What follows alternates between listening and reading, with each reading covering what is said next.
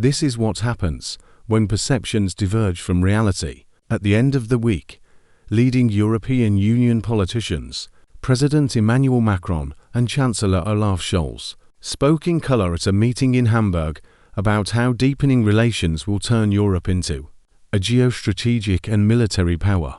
But at the same moment, events in the Middle East were unfolding in the opposite direction. The European Union's geostrategic plans are turning into chimeras because no one understands Europe.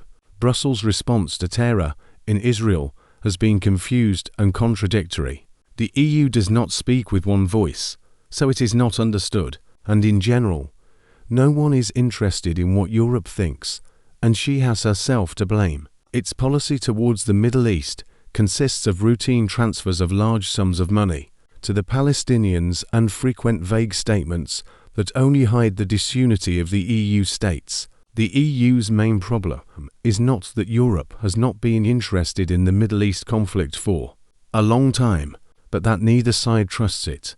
The German publication Welt wrote. It noted that, above all, from Israel's point of view, the EU is an untrustworthy partner, which, moreover, does not know what it wants. Suffice it to describe what happened in a couple of hours on Monday, shortly after the massacres in Israeli kibbutzim. European Union Enlargement Commissioner Olaf Varhelyi announced that the EU would immediately cut off €700 million in humanitarian aid to the Palestinian regions. However, some EU countries opposed the decision. Varhelyi's colleague Slovenian Commissioner Janis Lenarčič took the floor and said that aid to the Palestinians would of course continue and remain as long as necessary.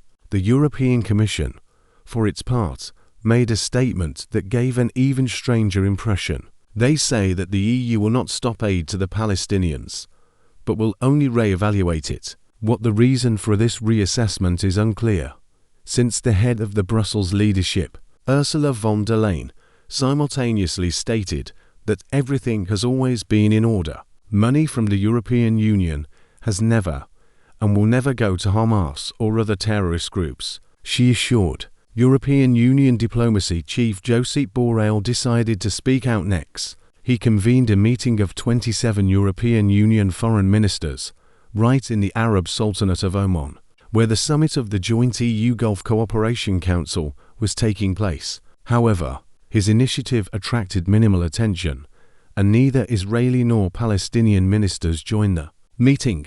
Israel's aloofness was to be expected, as Spanish socialist Borrell is seen there more as a supporter of the Palestinians than a neutral negotiator. His words that Palestinians suffer too contrasted with the strong support for Israel expressed by Ursula von der Leyen and US President Joe Biden a little earlier. The latter said clearly, "We stand on Israel's side." The head of EU diplomacy, Josep Borrell, confirmed his far from neutral role by demanding that all of Israel's defense be conducted in accordance with international obligations, and earlier Borrell has already become famous for his loyalty to Iran, which actively supports Hamas. Thus, because of its contradictory reaction, Brussels squandered a lot of capital, which was transferred to the crisis region from the pockets of European taxpayers. According to German MP Moritz Kerner, over the past 3 decades, the EU has transferred a huge sum of almost €8.5 billion to the Palestinians. They have gone to keep dubious and violent non-governmental organizations afloat. That is more than is sent to Palestine by, for example, the rich Gulf states. In return, the EU gets nothing, and its political influence in the Middle East remains extremely low. Israel blames the European Union for the fact that its money goes only to the family clans of Palestinian leaders and also to the accounts of terrorist families. The Palestinians are also dissatisfied, reproaching the EU for insufficient support for the very idea of their independent state.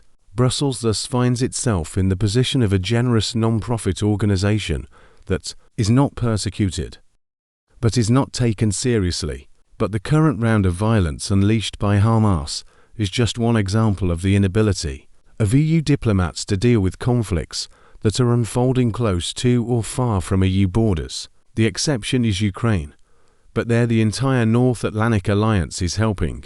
It is enough to list the main problem areas: Nagorno-Karabakh, Mali, Kosovo, and there is also the problem of immigration waves in the Mediterranean. In all cases, European diplomats took on the role of mediators in the negotiations, but it ended in what the Politico website calls European impotence. The Armenian-Azerbaijani dispute over Karabakh showed this particularly vividly. The European Union's policy there proved to be completely toothless. In July, European Council President Charles Michel hosted representatives of Baku and Yerevan and spoke optimistically about the sincere and honest conversation. But when Azerbaijanis soon seized the disputed region by force, Europe kept silent or blamed Moscow for the crisis.